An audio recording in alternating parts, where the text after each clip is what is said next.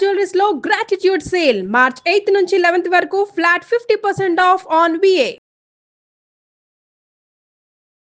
నమస్తే అండి. షష్టగ్రహ కూటమి వల్ల ఇండివిజువల్ రాశుల వారికి ఎలాంటి ఎఫెక్ట్ పడబోతోంది, వాళ్ళు ఎలాంటి పరిహారాలు పాటిస్తే ఈ సంవత్సరం అంతా, ఈ కొత్త సంవత్సరం ముఖ్యంగా సునాయాసంగా వాళ్ళకున్న సమస్యల్ని పరిష్కరించుకోవచ్చు, మనకు తెలియజేయడానికి బ్రహ్మశ్రీ నందిపట్ల శ్రీహరి శర్మ గురువు గారు ఉన్నారు. నమస్తే గురుగారు. వాగర్థావివ సంపృక్తౌ వాగర్థ ప్రతిపత్తయే జగతః పితరౌ వందే పార్వతీ పరమేశ్వరౌ. ఆదిత్యాయ చ సోమాయ మంగళాయ బుధాయ చ గురు శుక్ర శనిభ్యశ్చ రాహవే కేతవే నమః. శృంగేరి జగద్గురు పీఠాధిపతులకి, కంచి పీఠాధిపతులకి నమస్కారములు తెలియజేసుకుంటూ కార్యక్రమాన్ని ప్రారంభిద్దాం. గురుగారు, గత వీడియోలో మనం ఆన్ ది హోల్ అసలు రాష్ట్రానికి, దేశానికి, ప్రపంచానికి షష్టగ్రహ కూటమి వల్ల ఎలాంటి ఎఫెక్ట్ పడబోతుందో చాలా అద్భుతంగా తెలియజేసాం. అయితే ఇప్పుడు ఇండివిజువల్ రాశుల వారికి ఎలాంటి ఎఫెక్ట్ పడబోతోంది, మనం ఎలాంటి రెమెడీస్ పాటించాలో కూడా సూచిస్తే కొంచెం అలర్ట్ మెసేజ్ లా ఉంటుంది కదా గురుగారు. తప్పకుండానమ్మా. మనకు ఆల్రెడీ 29వ తారీఖు రోజు వరకు 5 గ్రహాల కూటమి ఏర్పడుతుంది. 29వ తారీఖు రాత్రి శని భగవాన్ల వారు కూడా ప్రవేశించేసి షష్టగ్రహ కూటమిని ఏర్పరుస్తున్నారు. ఈ షష్టగ్రహ కూటమి శని జాయిన్ అవ్వడంతో ఏర్పడుతుంది. 29వ తారీఖు రాత్రి 30, 31 వరకు కూడా దీని ప్రభావం ఉంటుంది. షష్టగ్రహ కూటమిలోనే ఉంటుంది. మనకు 30వ తారీఖు రోజునే ఉగాది కూడా ప్రారంభమవుతుంది. విశ్వావసునామ సంవత్సర ఉగాది. కాబట్టి 29వ తారీఖు రోజునే యాక్సిడెంటల్ గా గ్రహణం కూడా, సూర్యగ్రహణం కూడా ఏర్పడుతుంది. రాహుగ్రస్త సూర్యగ్రహణం. అంటే ఈ మీన రాశిలో 5 గ్రహాలు 29వ తారీఖు రోజున శని భగవానుల వారితో కలిపి 6 గ్రహాలు ఏర్పడడం. అయితే మనకు పరాశరుల వారి ప్రకారం కనుక, బృహత్ పరాశర హోరాశాస్త్రం ప్రకారంగా చూసుకుంటే రాహుకేతులని గ్రహాలుగా చూడలేదు. కాబట్టి ఒక రకంగా చెప్పాలంటే ఇది పంచగ్రహ కూటమి. కానీ ప్రస్తుతం రాహుకేతుల గ్రహ ప్రభావం కలియుగంలో ఎక్కువగా ఉండదు. పరాశరుల వారు ఎప్పుడో కృతయుగం నాటివాడు, అంతే కదా. కాబట్టి అంతటి వాడు కృతత్రేత ద్వాపరయుగం నాటి సంబంధించినటువంటి, ద్వాపరయుగంలో వస్తుంది ఆయన సంబంధించినటువంటి చర్చ. పరాశరుల వారు అనేటువంటిది వశిష్ఠుని కుమారులు, ఈ విధంగా. అయితే ఈ సంబంధించినటువంటి ఈ షష్టగ్రహ కూటమి ప్రభావం వలన కొన్ని రాశుల వారికి మాత్రం కొన్ని విపత్కర పరిస్థితులు. ఎందుకంటే మనము ఎందుకు రాశులకి మనం సంబంధించిన చెప్పాల్సి వస్తుంది ఇక్కడనంటే, ఏ విషయమైనా కానీ ఇప్పుడు మనకు ఒక ఎగ్జాంపుల్ చెప్తానమ్మా. ఒక స్కూల్ 1000 మంది విద్యార్థులు ఉంటారు. ఆ 1000 మంది విద్యార్థుల్లో ఒకరిద్దరు ఇంటర్నేషనల్ ర్యాంక్స్, నేషనల్ ర్యాంక్స్ గురించి చెప్పుకుంటారు. మరి దేని గురించి చెప్తారు? ఒక మనిషి వల్ల ఆ స్కూల్ మొత్తం గురించి చెప్పుకుంటారు కదా. ఆ స్కూల్లో ఒక్కడే చదవడు కదా, 1000 మంది విద్యార్థులు. కానీ అందరూ ప్రౌడ్గా ఫీల్ అవుతారు కదా, మంచి జరిగిన, లేదా ఏదైనా స్కామ్ జరిగింది ఏదైనా డిపార్ట్మెంట్ లో, ఒక్కడి వల్ల మొత్తం అదంతా ఆ డిపార్ట్మెంటే స్కామ్ గా మనం చూస్తాం కదా. ఇప్పుడు గాడ్సే గాంధీని చంపాడు. గాంధీని చంపిన తర్వాత ఏం జరిగింది? గాడ్సేని ఇంటి పేరు గల వాళ్ళే లేరు ఇప్పుడు. అలాగే షష్టగ్రహ కూటమి మనకు రాశులకి ఏంటి లింక్ అంట, ఇది ప్రపంచవ్యాప్తంగా ఏర్పడుతుందమ్మా. కేవలం మన భారతదేశంలోనే కాదు, ప్రపంచవ్యాప్తంగా ఏర్పడుతున్నప్పుడు ఈ ప్రపంచవ్యాప్తంగా ఉన్నటువంటి జీవించేటువంటి మనుషుల మీద ఈ ప్రభావం ఉంటుంది. కాబట్టి ఈ షష్టగ్రహ కూటమి వలన కొన్ని రాశుల్లో జన్మించినటువంటి వాళ్ళకి మంచిది, కొంతమందికి యోగ కాలం. ఇప్పుడు మనకు ఉదాహరణకి మేషరాశి నుంచి మొదలు పెడదాం. కానీ 12వ రాశిలో అంటే భచక్రంలో, రాశి భచక్రంలో అంత్యము అంటే ఆఖరిదైనటువంటి మీనరాశిలో ఏర్పడుతుంది. మీనరాశి గురువుకు సంబంధించినటువంటి రాశి. అట్టి గురువు వృషభ రాశిలో ఉన్నాడు, భూతత్వ రాశిలో ఉన్నాడు. తర్వాత ఈ కూటమిలో కలవనటువంటి గ్రహము, స్తంభించి ఉన్నటువంటి గ్రహం ఏదయ్యానంటే కుజుడు. కాబట్టి అట్టి కుజుడు మళ్ళీ గురువు నక్షత్రంలో స్తంభించి ఉన్నాడు. ఆ కుజుడు ఎక్కడున్నాడు? వాయుతత్వంలో ఉన్నాడు. కాబట్టి మీకు అగ్నితత్వానికి తప్ప భూతత్వము, వాయుతత్వము, తర్వాత జలతత్వానికి లింక్ వచ్చింది. అగ్నితత్వానికి లింక్ రాలేదు. కాబట్టి భూమి మీద కానీ, వాయు రూపంగా కానీ, వాయు ప్రమాదాలు జరగడం కానీ, ఘోరమైనటువంటి వాయు ప్రమాదాలు, ఉమ్, అంటే విషవాయువులు లీక్ అయిపోయి ఉమ్, కొన్ని ఇబ్బందికర పరిస్థితులు వస్తాయి ఉమ్, కొన్ని దేశాలలో. ఓకే. దానివల్ల కొంతమందికి అనారోగ్య సమస్యలు, కొంతమంది ఇబ్బంది పడడం జరుగుతుంది ఉమ్, వాయుతత్వంగా కనుక చూసుకుంటే. గురుగారు. మళ్ళీ ఇప్పుడు ఏం చెప్పబోతుంది, 2019లో కరోనా వచ్చింది, ఉమ్, ఇప్పుడు హెచ్ఎంపివి వైరస్ అని చెప్పి స్టార్ట్ అవుతుంది. అవునండి. ఆ విధంగా దానికి సంబంధించినటువంటి మళ్ళీ కొన్ని మ్యూటేషన్ ఇబ్బందికర జరిగే వైరస్. మ్యూటేషన్ జరిగేటువంటి అవకాశాలు ఉంటాయి. ఓకే. ఇది వాయుతత్వంగా మనం గమనించాల్సినటువంటిది. ఉమ్, జలతత్వంగా తీసుకుంటే ఆల్రెడీ దీని ఇంపాక్ట్ జలచరాలు అన్ని పడుతున్నాయి, బయటికి రావడం, అన్ని బయటికి రావడం చూస్తున్నాం. ఇవన్నీ జరుగుతున్నాయి. దీనివల్ల ఏమవుతుంది, ఎక్కడో వేడి పెరుగుతుంది. పసిఫిక్ మహాసముద్రం చుట్టూ ఉన్నటువంటి దేశాలలో దీని ప్రభావం ఎక్కువగా ఉంటుంది. కాబట్టి మన వైజాగ్ కూడా పసిఫిక్ మహాసముద్రానికి సంబంధించినటువంటి, ఉమ్, కాబట్టి కొంత తత్వంగా తప్పదు. ఇక చూసుకుంటే ఇది జలతత్వానికి సంబంధించినటువంటిది. ఉమ్, భూతత్వానికి సంబంధించినటువంటి లింక్ కనుక చూసుకున్నట్లయితే ఈ భూతత్వంలో ఎర్త్క్వేక్స్ రావచ్చు. ఉమ్, ఆల్రెడీ వచ్చాయి, ఆల్రెడీ కాశ్మీర్లో మొన్న మనం వచ్చాయి, చూసాం. 5.2 రిక్టర్ స్కేల్ దాకా వచ్చింది. కాబట్టి ఏవైనా కానీ కొన్ని ప్రకృతి విపత్తులు జరగవచ్చు, కానీ ఈ ప్రకృతిలో మనం కూడా ఉన్నాం కాబట్టి అందున సదాచారాన్ని పాటించే ఏకైక హిందూ దేశము, సనాతన ధర్మాన్ని పాటించేది మన ఈ భారతదేశం. కాబట్టి భారతదేశంలో నివసిస్తున్నటువంటి ప్రజల్లో కొన్ని రాశుల్లో జన్మించినటువంటి వారికి మంచి, కొన్ని రాశుల్లో ఇబ్బందికర పరిస్థితులు. ముఖ్యంగా మేషరాశికి మనం చూసుకున్నట్లయితే గురుగారు. ఇక్కడ కేవలం మీనరాశి అనేదే కాదమ్మా. ఉమ్, ఈ మీనరాశిలో ఉన్నటువంటి 6 గ్రహాలు ఏవైతే ఉన్నాయో ఉమ్, అవి కన్యా రాశి మీద కూడా ప్రభావం చూపుతున్నాయి. ఓకే. కన్యా రాశి మీద కూడా ప్రభావం చూపినప్పుడు ఏమవుతుంది తెలుసా, ఏమవుతుంది గురుగారు? షష్టగ్రహ కూటమి కన్యా రాశికి వచ్చేసరికి అక్కడ కేతు ఉన్నాడు, 7 గ్రహాల ఇంపాక్ట్ కనబడుతుంది. వామ్మో. దీనికి సంబంధించినటువంటి ఏ గ్రహాల ఇంపాక్ట్ అనేటువంటిది ముఖ్యంగా చూద్దాం. ఉమ్, ఉమ్, మేషరాశికి మనం బేస్ చేసుకుంటే శత్రుత్వ భావనలు పెరుగుతాయి. ఓకే. మేషరాశిలో జన్మించినటువంటి వాళ్ళకి శత్రువులు పెరుగుతారు, ఉమ్, రుణములు చేయాల్సినటువంటి పరిస్థితి వస్తుంది, ధనపరమైనటువంటి కష్టములు ఉంటాయి, ఓకే. అలాగే ఎక్కువగా ఖర్చులు అనేటువంటివి జరుగుతాయి. ఉమ్, ఇది చెప్పవచ్చు. ఓకే. అంతేకాకుండా సామాన్యమైనటువంటి అనారోగ్య సూచనలు ఈ మేషరాశి వారికి ఏర్పడబోతున్నాయి. ఉమ్, ఇక వృషభ రాశి వారికి చూసుకుంటే లాభస్థానంలో ఉమ్, ఈ షష్టగ్రహ కూటమి, పంచమ స్థానంలో కేతుగ్రహ ప్రభావం. ఈ వెరసి చూసినట్లయితే దీని ప్రభావం వలన ఇప్పటి వరకు ఒక మాయలో జీవించినటువంటి ఈ వృషభ రాశిలో జన్మించినటువంటి వాళ్ళకి ఒక మాయ తొలగిపోతుంది. ఓ, సో అంటే మంచి ఏంటి? జరగబోతుంది. మంచి జరుగుతుంది. ఉమ్, ఏది మనం చేస్తున్న మనం వెళ్ళేటువంటి ప్రయాణం మంచిది కాదు, ఏదో మనం రాంగ్ డైరెక్షన్ లో వెళ్తున్నామని వాళ్ళకి తెలిసిపోతుంది. ఓకే. తద్వారా వాళ్ళు చాలా అలర్ట్ అవుతారు. ఓకే. ఇక రకంగా చెప్పాలి అని అంటే అన్ని విధాలుగా ఈ వృషభ రాశిలో జన్మించినటువంటి వాళ్ళు లాభాన్ని పొందే అవకాశం ఉంటుంది. వావ్. ఇది ప్రధానంగా అంటే వృషభ రాశి వారికి జన్మించినటువంటి వారికి యోగ కాలమే. ఎస్. ఇక పైగా శని కూడా లాభస్థానంలోకి వస్తున్నాడు. అయిపోయింది కదా గురుగారు వీళ్ళకి ఎలాంటి శని? వృషభ రాశి వారికి ఏలినాటి శని ఏం లేదమ్మా. మేషరాశి వారికి ఏలినాటి శని ప్రారంభమవుతుంది. ఓకే. షష్టగ్రహ కూటమి కూడా ఏర్పడుతున్నందువల్ల కొంత ఇంపాక్ట్ ఎక్కువగా ఉంటుంది. ఇక మిథున రాశి వాళ్ళకి కనుక చూసుకుంటే దశమ స్థానంలో గ్రహం షష్టగ్రహ కూటమి, దశమ స్థానంలో శని భగవాన్ల వారు, అలాగే కన్యా రాశికి సంబంధించిన ఎఫెక్ట్. కాబట్టి ముఖ్యంగా విద్యార్థులకి, ఉద్యోగస్తులకి, వృత్తి వ్యాపారాల్లో ఉన్నటువంటి వాళ్ళకి కొంత నష్టము జరిగే అవకాశం ఉంటుంది. వాహన ప్రమాదము జరిగే అవకాశం ఉంది. కాబట్టి వాహనాన్ని నడిపేటప్పుడు జాగ్రత్తలు పాటించాలి ఈ మిథున రాశి వారు అని చెప్తుంది. ఓకే. ఇది ఇక ముఖ్యంగా వాళ్ళ కీర్తి ప్రతిష్టలకి ఏదో దెబ్బ తగులుతుందమ్మా. మిథున రాశిలో జన్మించినటువంటి వాళ్ళకి ఏదో వాళ్ళకి కొంత అపకీర్తి వచ్చే అవకాశం ఉంటుంది. ఓకే.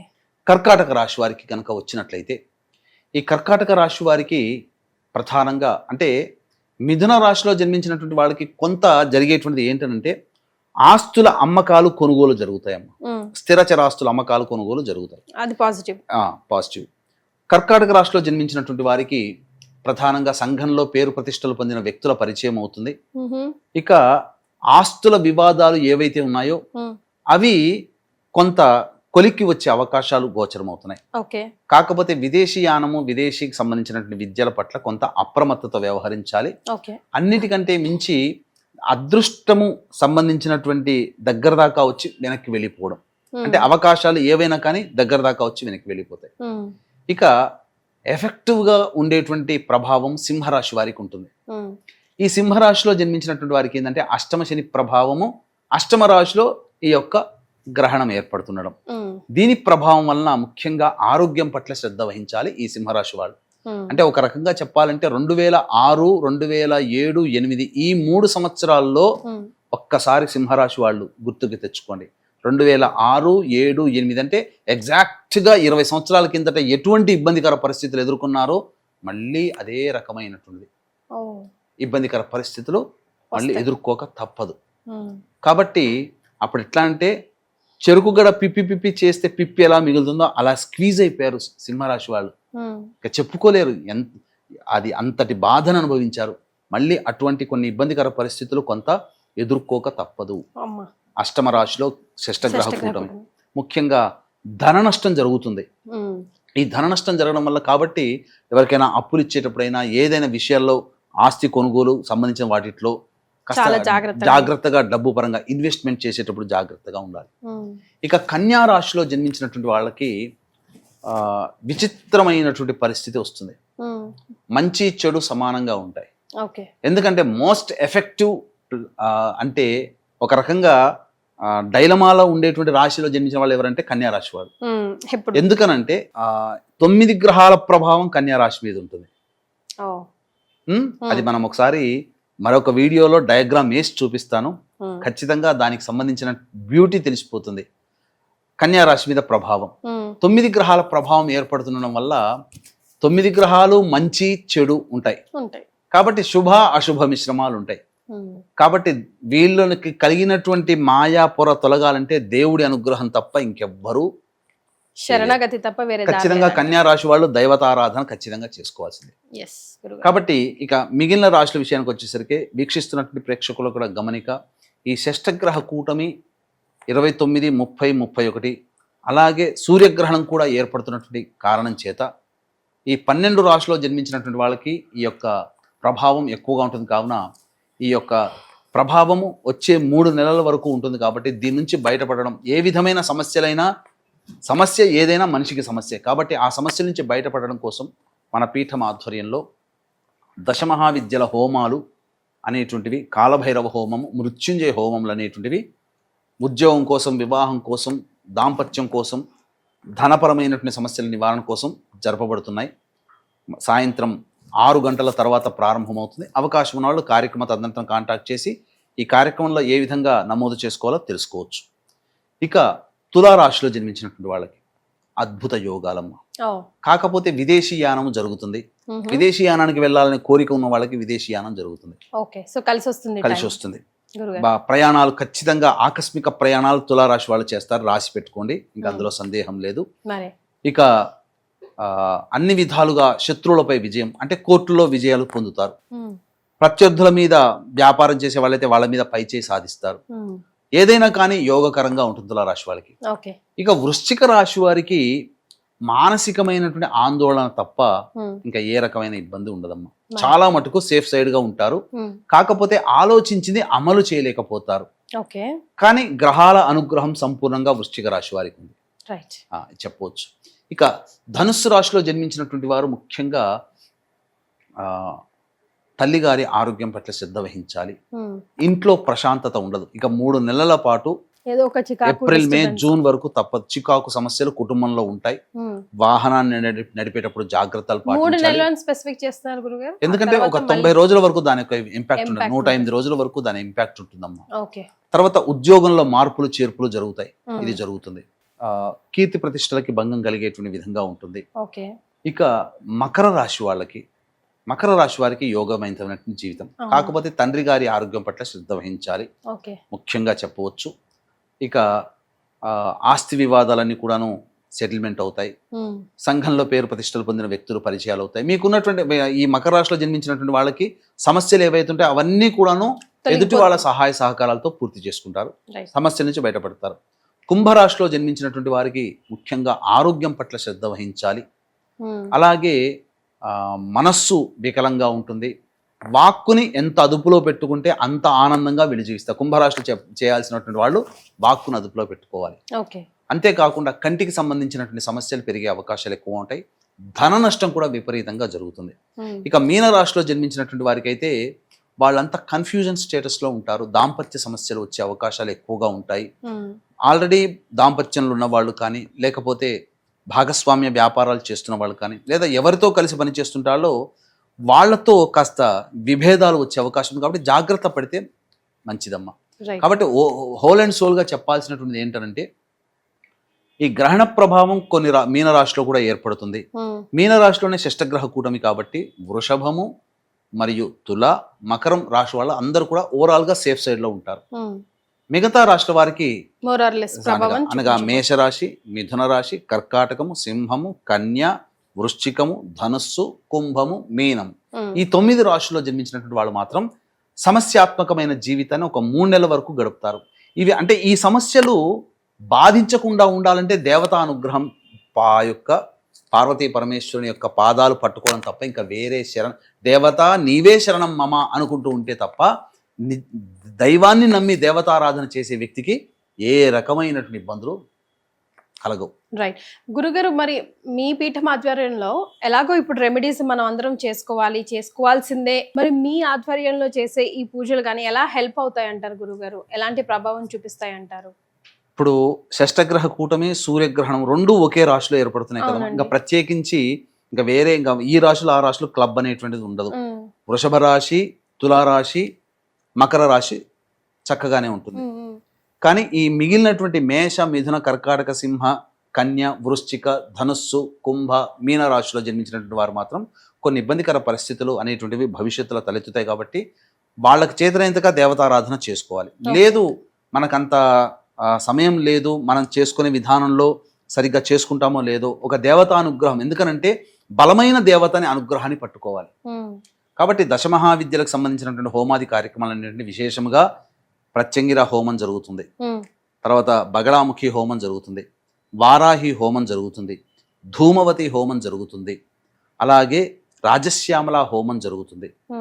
ఈ 5 రకాలైనటువంటి హోమాలు చక్కగా జరుగుతాయి, పీఠమాధ్వర్యంలో జరుగుతాయి.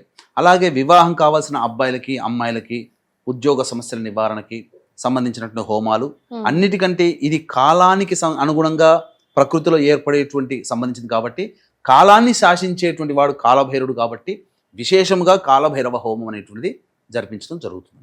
రైట్. సో అలాగే ఇండివిజువల్ జాతకాన్ని చూసుకుంటే దశ అంతర్దశల్లో కూడా మళ్ళీ మొత్తం చేంజ్ అవ్వచ్చు కదా గురుగారు. సో అట్లా ఇన్ పర్టికులర్ గా మీరు చూపించుకోవాలి అని అనుకుంటే గురుగారు అపాయింట్మెంట్ కోసం కింద స్క్రోల్ అవుతున్న నంబర్కి కాల్ చేయండి.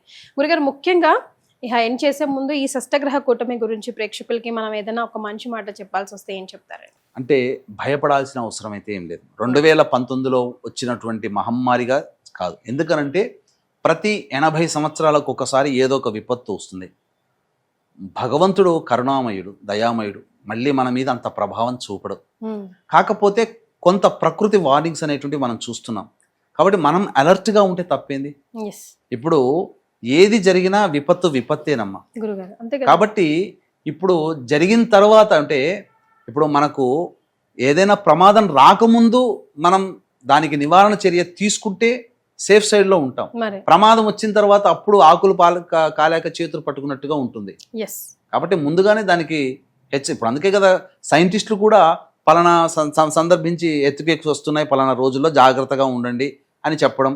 అలాగే వర్షాలు కానీ ఏమన్నా సైంటిస్టులు చూపుతున్నారు, దాని ప్రభావం వల్ల మనం అలర్ట్గా ఉంటున్నాం, సేవ్ అవుతున్నాం. అలాగే ఇది కూడా డాక్టర్లు కూడా అంతే. మనకు అన్ని టెస్టులు చేసిన తర్వాతనే కదా మనకి నీకు పలానా ఇది రాబోతుంది కాబట్టి జాగ్రత్తగా ఉండండి.